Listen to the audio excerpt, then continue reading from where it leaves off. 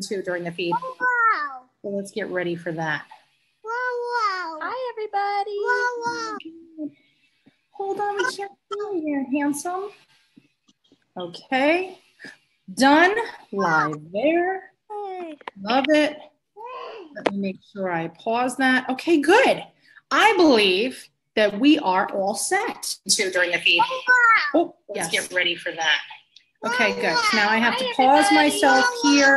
Just like I always do. Why does that always happen? I really would like to speak to them. You got what? Oh, what's the matter? Hold on. How do I pause this? How do I pause us on the big screen? I guess I'm just not going to be on the page. That's how we do it. Okay, we're on. Done. It's done. Oh, that was cute. Was that your screensaver? I don't know what that was. What? Mama? That was too cute. Oh my God, look at them. Mama? I can't handle it. And now my dog's gonna start growling. Oh, hi, buddy. Happy almost big brother day. Are you a big brother? Big? You love your baby brother? Where are they? Do you want to introduce us to them? Who's your baby brothers? Babies? Let me see the babies. Oh, tell me their names. He said, that's Caden. And who's this? He says, Ning Ning. Keegan. Oh, I like it. Like the Japanese beer. That's He's like, King, King, King, King. How is it going? How is he doing? How is he adjusting? It's a little rough because he's very attached to mommy right now. Okay. But he's very helpful. He wants to throw away diapers, help feed the babies, put their binkies in, but he's kind of, rough about it. He wants to read them. Kylie, do me a favor. Turn your phone the other way. Yes. Well, you just realized, and then drop it on the floor.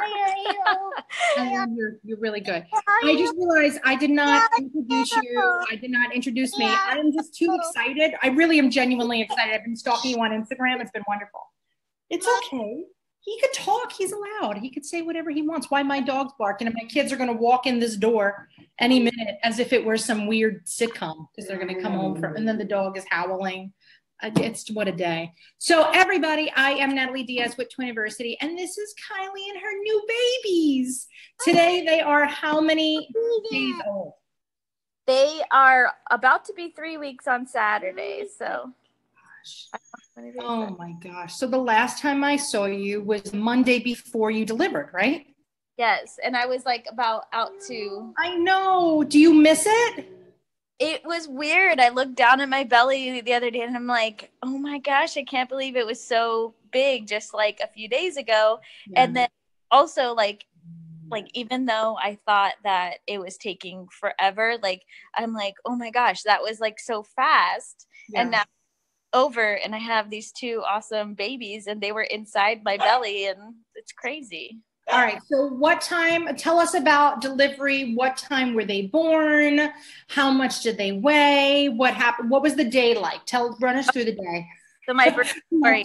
Go on, Kylie. Tell us. It's fun. Okay. So I was scheduled to be induced on, and my dogs are barking now too. Scheduled to be induced on Friday, the 23rd. And peppers. And I picked that day because we are in a network of doctors, and if you are in a network of doctors and you've never met any of the doctors before, that's kind of like you're like picking a day that works with the doctor that you want. Yeah. So I hadn't met this doctor, but I heard that he was like amazing. And so he was on call on Friday. Okay. What they failed to tell me was that, or they did tell me that it was going to be, he was going to not be on call the next day. So he would like, you're induced, like, too bad, so sad if the next day he's not there. So I was like, okay, so I have to get it done by Friday, but it actually is that their shifts like 7 a.m. to 7 a.m. or something like that. So or 7 p.m. to 7 a.m. So he was there for the entirety of it. But part of my decision-making process through the birth story, which you'll see, was based on the fact that he was about to leave. So I'm like, I felt a little bit rushed. So who is your doctor? Shout out to your doctor. Oh my God. He is amazing. So if you're in Phoenix at all, it's Dr. Guzman, and he is awesome, and it's through Mom Docs, and he was a rock star. So this guy, before I heard the recommendations, he was like the only doctor in Phoenix that would deliver breech twins. And if you guys heard last time that one of my twin B was breech, and then the day before I had an ultrasound and they flipped. So I started crying and getting so upset. And I texted you like right after. You were like the only person. I was like, I cannot believe it. So baby A went breech, baby B went head down, and they were like, well, we'll see what happens or whatever. So they didn't schedule a C-section. They were still going to go through with the induction and see what happened. Oh, Kylie, hold on. I got to let the dog out. She's driving me crazy. Oh. Okay, go, baby. Go. Go, baby. Go. So. I want to pay attention to you. She's sitting here moaning, and she sounds like a cow. Moo. I don't know why. That's funny. That was the day before I had my ultrasound on the 22nd, and I learned that they had flipped all of a sudden, and I was 38 weeks, and this is impossible. I'm not glad that it happened to you, but people really don't realize that the babies can make decisions even at the last minute. But it could go in the other way too. Like you could have a whole plan, everything's going, but yeah. So I'm not happy that it happened to you, because it's just, I think you get settled in like your thoughts of like, this is how it's going to be. You get comfortable. And then Mickey makes all the changes. Okay. So go on. But I'm sorry that happened to you. Okay. So anyways, it is crazy how it works out, because we went in for the induction. Actually, I was like, at that point, I was like, just schedule the C-section. They're like, no, it's okay. We'll do the induction. I'm like, let's just get this over with, because I can't do another night of no sleeping and not feeling good. Yes. And so they ended up, I was supposed to have an induction in the evening, and I was like, that doesn't even make sense to me, because with the twin complications and stuff, like I really don't want to do that. But they said that there was an opening last minute at like 11 a.m. So I was like, okay, I'll take that. Perfect. So I started the induction. They did the cervical gel, I guess, which is the most painful thing ever. And apparently I had this is a quote from the nurses, the weirdest cervix they have ever seen in their history of 22 years as a nurse. And they could not figure it out. Like they would like have their whole hand, like basically like, I'm like, it was the most painful thing ever. So not going into too many graphic details, I'm sorry, but it's a story that's going to be graphic. Just like there should be a graphic. Get ready for graphic details. So we had, I got the gel and, started having contractions pretty frequently, and it was getting really bad. I started, I think they had, it gets a little bit blurry, like this day is just like crazy. Well, what time, if you were going to be induced at 11, what time did they ask you to get there? At 11. Yeah, they just checked me in at 11. Okay. Yeah. So technically you started around when you were in your room. Yeah, until like probably like 12 or 1 or something like that. So they started the gel, and then I walked around for like 1 lap, and I was like, no, I'm not doing the walking thing. I'm gonna and then I said, can you get some pain medicine as soon as possible? Like, excuse me. Never mind on this. Whatever you have. I'll make mine a double. Because I remembered it so much from my first, and then and so I ended up getting an epidural pretty quickly, but I think I was already like, I want to say I was almost 5 centimeters by the time they got the epidural. Okay. But so the complication that I ended up having, one of the complications is that I don't know if this is because I had a previous vaginal birth, but I guess I had like a funnel cervix too. Yeah. So it was like completely dilated on the outside, and then it would funnel into like 5. And so they couldn't figure out one. Or I didn't think that was going to happen. Our window fell out the other day. And so the guy's putting the window back in. Right? Okay. So I may have to just ask him to not use power tools. Kylee, really, could this day be any weirder? Don't you ever have like a day where you just feel like weirdness is happening like all around you? And no matter how well you plan for anything, weirdness is finding you? Hold on 1 second.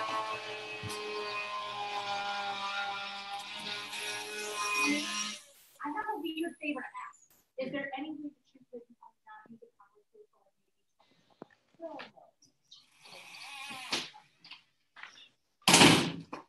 I love him.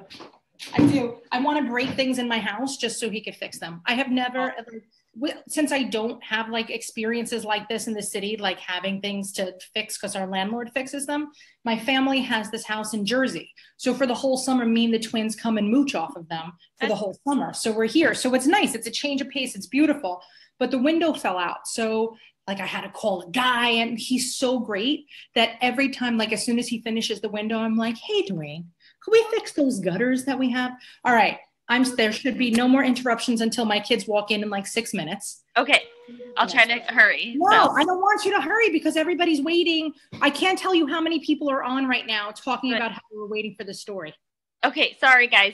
So, so the funnel is like the worst thing because you don't get dilated on the inside. Yes. Obviously, and everything else was soft. So they were like, you basically could deliver out of this part, but then nothing, like you wouldn't be able on the inside. Oh my God. So what happened? What did they do? Well, they didn't do any more cervical gel because I was having so many contractions so quickly and dilating very quickly, but they had checked me at 5 centimeters dilated on the inside. And then the craziness started happening because they kept losing the babies on the heart monitor. Not because their heart, anything was wrong with them. It was because they kept flipping. I swear to God. So they were like, where are these babies? So they had to get the ultrasound out, and they find the baby, like, what the heck is this? Like, I don't know where this part is, and I can't find this part, and what's going on? And so then they did that a few times. Wow. And like had me like in these like weird positions, like only lie on your side, like right this way so that we can like hold them in this position and stuff like that. And they would keep doing it because if I flip, like at that point in my pregnancy, like if I flipped over to one side, my entire belly and uterus would like flip onto, like it was gravity was pulling you down. Exactly. Yeah. And but for the record though, your belly really, I mean, it was perfect, but it was very, very big. You weren't carrying unusually, but it was so far outside of your body that it makes sense that it's like having, if you had a toy in a water balloon, right? Exactly. Even though you have big toys, when you shifted, they were really out far from you. Yeah. Like I have never seen a belly that was as stunning as yours. Saying like I don't want to like discredit anybody else's belly, but I genuinely believe, and the only other belly that I have ever seen like yours is my friend Tara, and her twins are 12. So, but I feel like the more petite you are, your babies have no place to go but out. So you have almost like a horizontal pregnancy. Exactly. Yes. So I think what happened with my cervix and with their positioning is like when I stood up, like you could see that it was like hanging over. I felt like they were actually like they were out that way instead of like straight up and down. And so when I would lay down, then they would come like either up or they would figure out a different way to go. So like every time I moved from one position to the other, they switched too. So what did I tell you? You hear them? I'm on my live feed just telling you, okay? It's Kylie. I'm meeting the babies for the first time. I'm very excited. I'm sorry. That's okay. I love you, and I love that you get very excited. I'm going to finish with Kylie, okay? You want to come say hi to Kylie? Did you ever meet my twins? I haven't met them. They're usually in school. Hi, guys.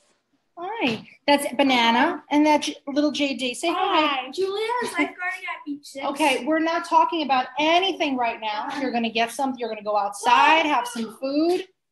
There you go. That's what they're going to do. Look what you have to look forward to. When you're like, make yourself lunch. Good luck. Clean up. Load the dishwasher. Okay, so when you would lay back, they would roll forward. And in the hospital, they could not find them. So they found them with the sonogram. And then they would put the monitor back on you. Mm-hmm. Then they would keep moving. And so finally, they got the ultrasound tech in with the big machine. Yeah. They were looking and looking. And they found both heads were up all the way in my ribs. So they had both become breech at that point. And I just started crying. And and they said, okay, get the doctor in here. So the doctor got back in the room, and he, like I said, he's amazing. But he is like, he's almost comical, and that he comes in, he's like, okay, here's the plan. Let's do this. He's like, well, I'm sorry if you wanted, I know this wasn't in your plan, that you didn't want a C-section and things like that. And obviously I was very upset, and I was crying, and this was my first that I would have a C-section. Yeah, of course. And I was just scared. And he calmed my fears. He said, it's completely natural. And it actually helped that his wife was also a twin mom. So that makes a big difference. And they also would know the difference. He would have more empathy too. Oh, that's good. I didn't know that. They would like to see the babies quick. Some people have to jump off, but they want us. Could you just pan over to the baby so they could see them? Oh my God. He's trying to keep the picture, but I'm like lying here. Yeah, it's going to be tough. Oh my gosh, they're so perfect. You did so good. I'm so proud of you. You have no idea. That is not an easy feat that you have been through, and you have created two little tiny perfect humans. You really did good, Mama. I'm very, very, very happy for you. I'm proud of you, and it's just I'm very excited for you too. Okay, good. Go back. All right. So the doctor said, okay. He come in. He's like, it's party time. We're gonna do this. Here's the plan.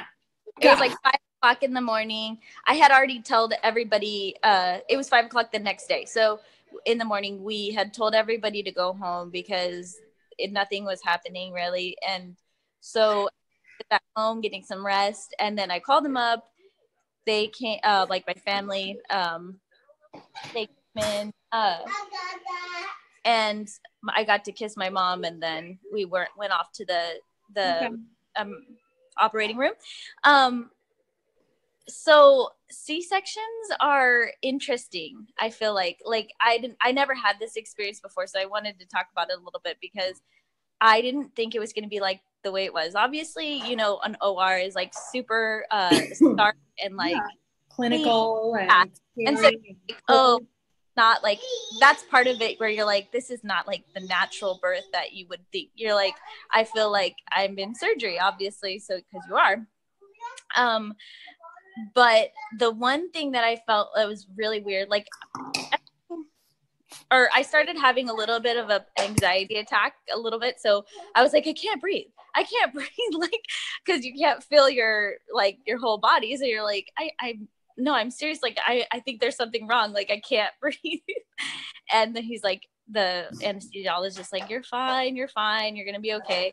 And, but then like once the babies are born, which is awesome, but I was kind of out of it by this point. Like I was tired and like almost falling asleep. It was a long day. Yeah. So they take the babies away and do all their thing, and dad gets the time with the babies, and I didn't get to see, you don't get to see them right away. And you're like, what do they look like? I don't like what's going on. And everybody just like leaves you. Like, it's so weird. Like, I don't know if anybody had the same experience, but like, you're just like, I'm not strapped down. Like, I wasn't. You got your blood pressure cuff and your IV. Yeah, like, everything's on you. Like, I was just like laying there and I'm like, what's going on? Like, hi, I'm still. So your husband went with the babies? Yeah, like the babies were in the room. All right, hold on. Rewind a tiny bit. So they wheel you into the OR and they're like, okay, let's start. So they put up the curtain, right? The surgical field, and it's the blue curtain. And then what else do they do? So they're how many people are in the room? Oh my gosh, so many. Paint the picture. It was like so many people, and like there was two, like my doctor and another woman I never met or whatever was like actually doing the operating. And then like a bunch of nurses and staff and things like that, babies, like 2 for each person. And then and like a midwife just observing or something. That's then nice. Good. Yeah, okay. It was a lot of people. And then did anybody prep you beforehand and say like, okay, when the babies come out, here's what's going to happen? Nobody walked you through anything. It was really just like, yeah, it was weird. So like I said, my doctor was like, he's like super energetic. So, but I was like, can you like, I was trying to over the curtain to tell him like, can you tell me what's going on? Like, can you like, I'm trying to like kind of calm down. Did you cut? Did you open up? Are you getting the babies out? Like, what's going on? Nobody was walking you through. No, he's like, oh, well, I kind of have to concentrate. And then he would talk to the girl. Like he was like, oh, look at this. And wow, look at that. And I'm like, what? What is, they're like, oh my gosh. Like, you know, like having expressions. And I'm like, well, what's going on? Like, what does that mean that her uterus is like turned in this way, or that I have like blood supply going to this thing and blah blah blah. And I'm like, oh my gosh, am I gonna bleed out? Like, what are you saying? So she was like, no, it's going great, like it's all good. And I'm like, but what's happening? So I just felt like super like left out of the process. Like, but they were talking to each other, you just didn't know what they were talking about. Yeah, they were like good, like explaining. Yeah. And I could imagine how nerve-wracking that must have been. And the same thing for your husband too, to be there. Well, look over the curtain. He did. He was like, no, he did. I was like, don't look. And he's all like, oh, it's so cool. Like, and he took some pictures. So like I could at least see, but I didn't see anything like gross. It was just the babies coming out. And it was pretty cool. My doctor. Did you hear anything that was weird? Did it smell weird? Was there anything that you could say somebody because we have a lot of expectant moms right now, like what's a heads up of something that you found surprising that you're like, oh, I wish somebody would have told me, blah, blah, blah. Just like the panicking, like feeling like you can't breathe. Like, I guess that would be probably something that I was really surprised on. Like they're like, your oxygen level is fine. And I'm like, well, but I feel like I can't get any air. Like, so that was kind of weird to me. And then I looked for the smell that you're talking about. Like, I think my husband smelled it, like, cause the burning, like of the cauterization or whatever. But I didn't smell anything specific. And then good. Like I was just super tired. So I had closed my eyes a little bit for a few times, and I just didn't feel like it's sad because I didn't feel like I was actually involved in it at all. Like that, I guess that would be the difference for the vaginal. Cause I was like, so you do all the work. Yeah. Like you're the center of attention on a vaginal birth. Whereas like like the C-section, it's like your belly and then the babies, and then like that's it. So I think that would be the bigger difference. But I ended up loving the C-section recovery better than the vaginal, and I did much better with it. Like, you know, I've had any complications. I felt really good, and the recovery time has been great. So I don't think that there's a negative thing. And I feel like so bad that there's like such a bad connotation about, oh, I have a C-section or whatever. Because I even told somebody, they're like, oh, did you have a C-section or whatever? And I said, yeah, I ended up having to have a C-section. And they're like, well, I didn't think that you would have to do it because you're so healthy or whatever. And I'm like, well, what does that have to do with anything? I didn't choose it. Like the babies just flipped and I couldn't. And then my doctor afterwards, like, oh, I'm glad you went with a C-section because I would have pulled him out if you wanted me to. Yeah. I'm like, no, I don't think that I would have wanted 2 breech babies to come out. So, the other thing I forgot to say is that when I was on the table and they were taking the babies out, while they were so talkative and like going crazy about it, the doctor, it was because baby B, or they were vying for to get out first, both of them still to that point. So they had still flipped again, one of them. And then baby B punched his hand through the water bag. So he actually ended up coming out first, but the doctor's like, baby B's hand punched out through. And then he's like, well, I'm going to take out baby A still. And like my mom swears they took out the wrong baby. Like it wasn't baby A. Like it was just weird because we just thought like baby A was going to be the small one and baby B was going to be the bigger one according to the ultrasounds. And then somehow baby A was the big one. He was 6 pounds. And then baby B was 5 pounds, 10 ounces. So we didn't know who baby A and baby B was, but just went with it. So. Oh my gosh. I was so surprised that one has blonde hair and light skin and one has black hair and dark skin. That was the biggest surprise, probably. Well, like twins have nothing in common but their birthday if they're fraternal. So there's your fraternal dudes. That's actually easier, I think, for everybody involved just in the beginning. Oh yeah. So perfect. So now your recovery's been okay? You were in the hospital for how many days? I stayed the full 4 just because I could.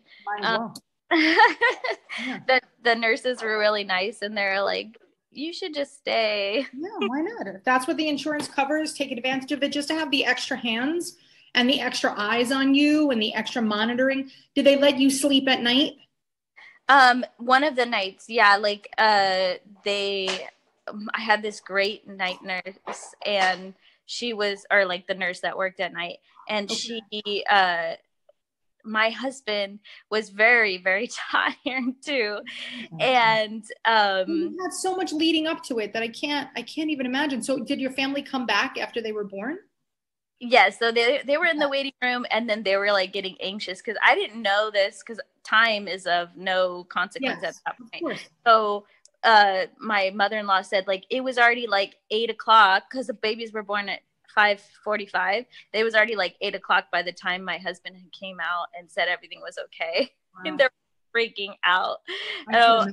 I didn't realize. I'm surprised that a nurse didn't go out and talk to them like as soon as everything was done, because it's once you get wrapped up in the nursery and stuff and like that end of things, like you don't know what's happening. So so I guess a piece of advice would be to ask what the medical staff, Julie, if we can note that, because that's a really good thing. Like ask your medical team, like who lets the family know, just in case dad does have to go, even if they're in the NICU, let's say, or something, and you get kind of wrapped up there.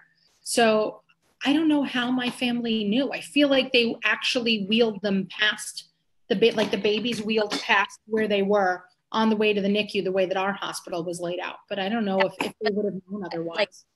Like they stayed in the recovery room with me, and the recovery room is basically attached to the OR. So like I didn't really go very far. Oh, that's good that they stayed with you. That's really good, actually. Yeah. I don't really remember much after of that, but they're fighting. It's fight time. It's baby fight club. Yes. One is always annoyed by the other that they're sleeping on each other. Well, that's the way that it happens. Now, what happened in the hospital as far as the services go? Like, did they have somebody come in and say, do you know how to change a diaper? Or do you need help with a lactation consultant? Like, did they offer you anything in the hospital? We did the lactation consultant. She was awesome. It was very, very helpful. Like so I was saying that my husband was tired. So he ended up, I said, can you go home and sleep? And my mom will stay with me tonight. Because I couldn't do anything. I mean, the first 2 days you can't even lift the baby. You can't get out of the bed on your own and things like that. So, I would call to him in the middle of the night, like, Josh, I need to wake up. I need you to wake up. I need help. I need help. And I would like throw things at him and nothing would work.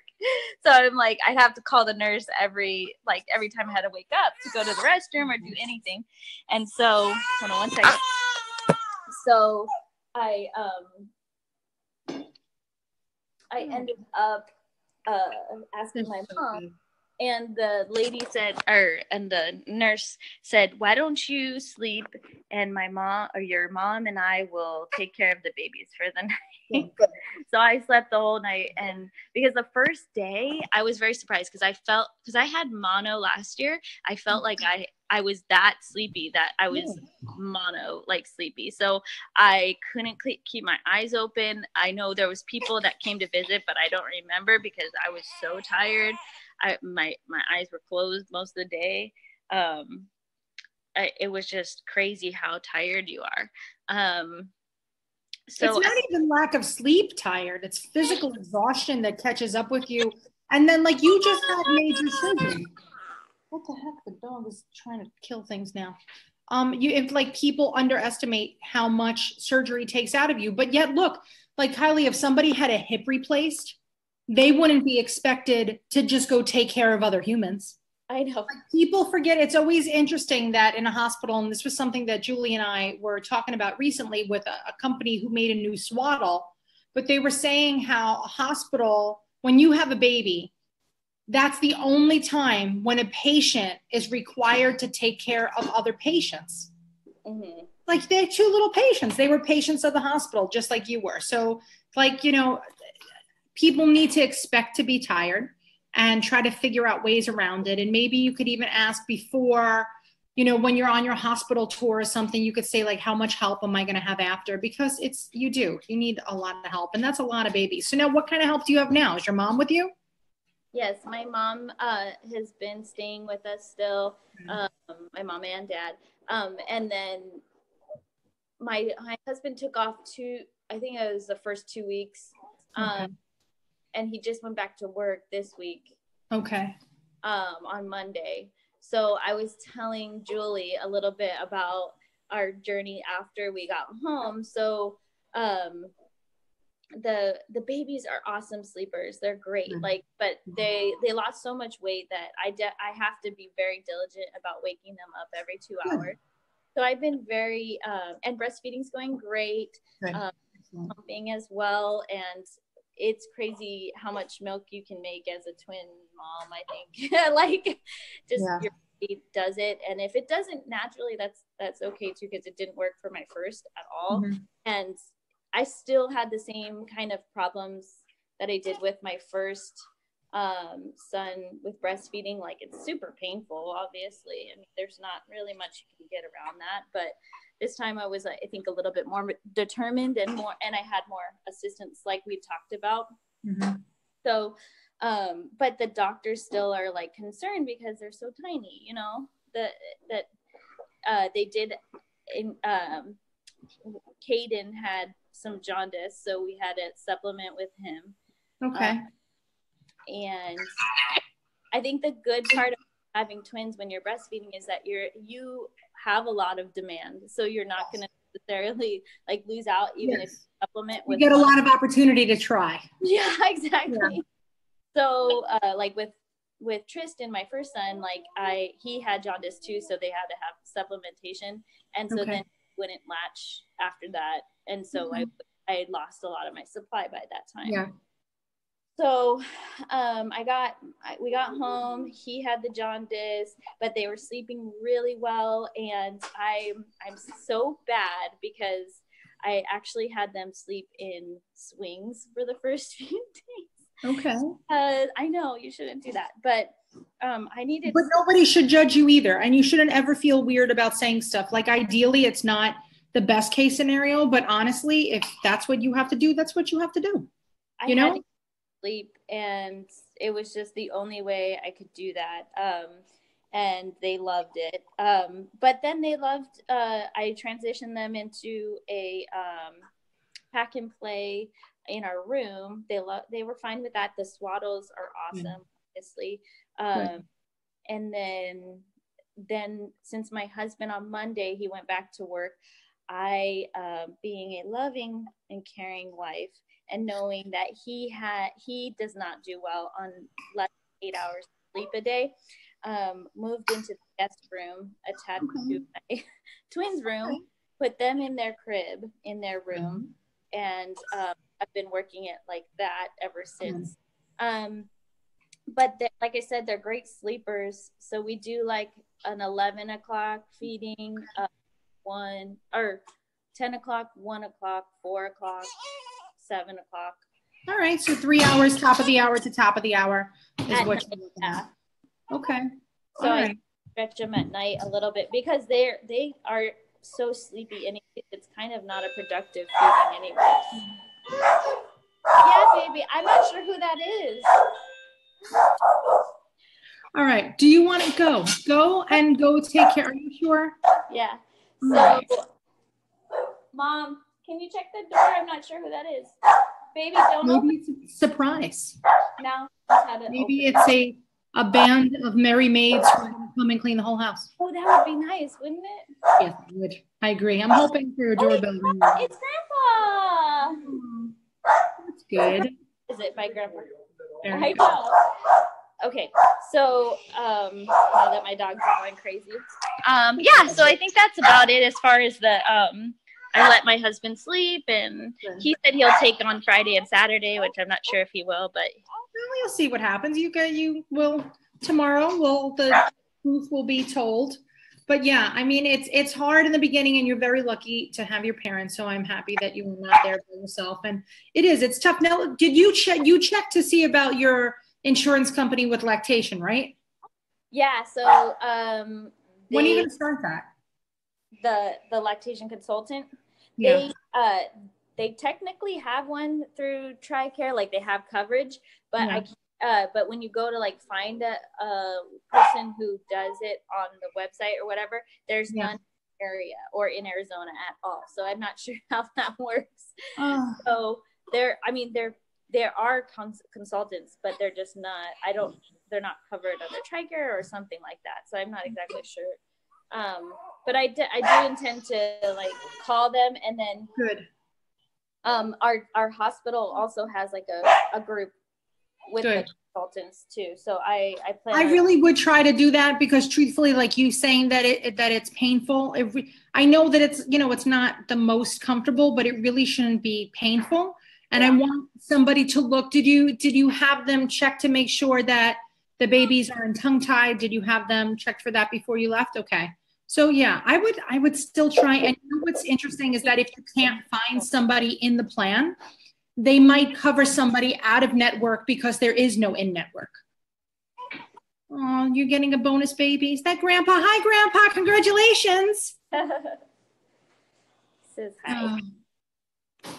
So now how are you doing with the breastfeeding? Are you doing 1-in-1 or are you trying tandem, or what's your schedule? I'm doing tandem if they let me. Like it's so funny. They have these where they're competitive. They like to fuss on it, and they'll fight each other, or one will be asleep. And you guys know if you already have newborn twins, like they're like, it's hard to get on the schedule because one is always doing something and then the other's doing the opposite. Like sleeping, eating, awake. They're always different. It's weird. It seems like. You know, Kylee, Ebony is on right now, and Ebony just said that she suggests that you check for a lip tie too. Yeah. Which apparently they did for this little connection. Okay. But then another one, and then I asked the pediatrician at the hospital, and they're like, "Oh, that wouldn't affect your latch at all." So I'm not sure, but I have another doctor's appointment for the kiddos on Monday, and I can ask them about it. Peppers. Shh. Peppers is having a day. Betty is too. Listen, it's a dog day. I'm telling you, it's one of those weird days. If you have any questions for a lactation consultant, we would be more than happy to get you somebody to speak to. It maybe virtually, but Julie knows people and I know people, and I don't want you to be stranded. So we're actually trying to put together a twins breastfeeding class monthly. So that's kind of like the first that anybody knows about it. But Julie and I have been working on it for quite some time because it is really hard to find somebody that's really familiar with twins. Well, first, that's good, right? That's seen a lot and been there, done that. And you want somebody who definitely has a little twin knowledge. And it's not even like specific twins, but I mean, there are things like even the tandem feeding, if you can, you know. I definitely do. It's just, it's much harder than I thought as far as they're so tiny and they don't like control their heads or anything. So it's like when you're trying to put both of them on the same time, you're like, I need like 4 hands. You do. You need a giant pillow, 17 receiving blankets to roll up into things. Oh my gosh. All right. Well, we're going to let you go back to reality because I know that Peppers need you and your dad's there and I'm excited for them. And I'm going to go find my children because now they're somewhere in the house and I got to find them. But I can't tell you how happy I am for you. And I'm so excited to know what the next piece is going to be. So it's really great. There was a lot of people that came on just to see you and see the babies, and we're all equally as excited. I think that since they met you a bit ago, that it's, we're all joining the journey with you, and I'm honored that you participate with us. And so thank you very much for playing with us. Thank you guys so much for your love and support, and we're so blessed to have these little guys here safe and sound. So thanks for your continued support and prayers, guys. You got it. Well, they say you're welcome, and I'm going to get you somebody to speak to about breastfeeding, and then we'll fill the world in on that next time. Thank you, guys. All right, Mama. Good luck.